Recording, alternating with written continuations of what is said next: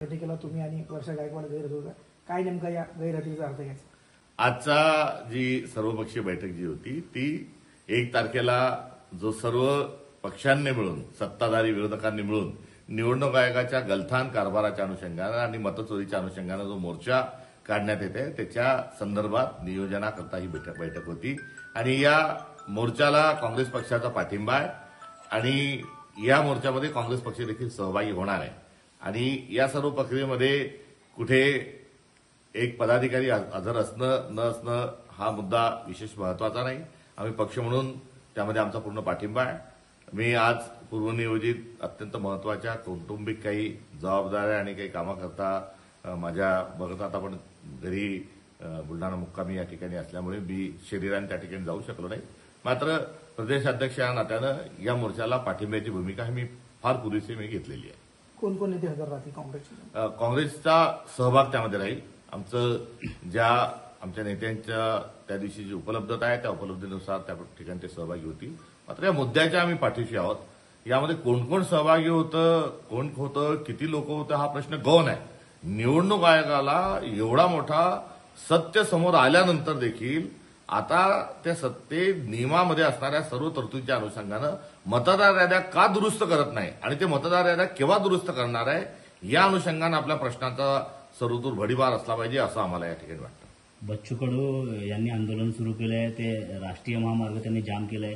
कोर्टाने याच्यात हस्तक्षेप केलेला आहे आणि ते रस्ता खुला करण्यास त्यांनी सांगितलंय. अशा प्रकारे योग्य आहे का असे रस्ते जाम करून आंदोलन करणे? ये सरकार हमसे डरती है, कभी सीडी को, कभी ईडी को, कभी पुलिस को आणि आता असंही म्हणावं लागेल कभी कोर्ट को आगे करती है. त्यामुळे लोकांना आंदोलन करण्याचा अधिकार आहे. कोर्टाला मिसब्रीफ करण्याचं काम हे सरकार का करत आहे? आता कुठेतरी त्यांना नैतिकताही सरकारमध्ये उरलेली नाही. लोकांपुढे जाऊन उत्तर देण्याची, आंदोलनकर्त्यांशी चर्चा करण्याची किंवा स्वतः दिलेले आश्वासनं पूर्ण करण्याच्या अनुषंगानं त्यांची हिंमत नसल्यामुळे आता सर्वदूर मिसब्रीफिंगचं काम हे सरकार करत आहे आणि त्या अनुषंगाने असे जे झालेले निर्णय हे दुर्दैवी आहे. आपल्या देशात लोकशाही ही दीर्घकाळ नांदावी याकरता सत्याचा आग्रह करण्याकरता एक स्पेस असली पाहिजे आणि ती स्पेस जर कमी जर होत गेली तर एक दिवस उद्रेक होईल आणि भारतीय जनता पक्ष हे जाणतेपणाने आपल्या देशाला अराजकतेच्या खाईत नेत आहे. त्यांनी कृपया हा खेळ थांबवावा आणि ताबडतोबीनं शेतकऱ्यांची कर्जमाफी जाहीर करावी ही काँग्रेस पक्षाची असणारी आमची या संदर्भातली भूमिका आहे. एक गट जो आहे काँग्रेसमधला ठाकरेंना सोबत घ्यायचं नाही अशा भूमिका घेऊन आहे. काही चर्चा झाली त्यावर निर्णय झाला? अशा प्रकारचा कुठलाही वाद, कुठलाही गट तट हा काँग्रेसमध्ये नाही.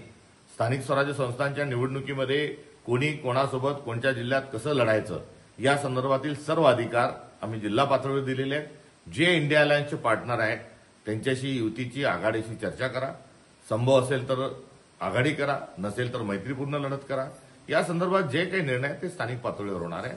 मात्र इंडिया अलायन्सच्या व्यतिरिक्त कोणाचा प्रस्ताव आल्यास प्रदेश पातळीवर त्याचा निर्णय हा घेण्यात येईल. सरकारी तिजोरी खडखड आहे असं भासवलं जात आहे आणि आता शेतकरी कर्जमाफीचा मुद्दा ऐरणीवर आलाय. देतील शेतकरी कर्जमाफी? शेतकऱ्यांना कर्जमाफी देण्याकरता आम्ही भाग पाडू. तिजोरीमध्ये खणखणाट जो आहे तो आपल्या नाकर्तेपणामुळे. आपण ट्रिपल इंजिन सरकार सांगता जा, तुमची खरंच जर पत असेल तर केंद्रात जाऊन बसा.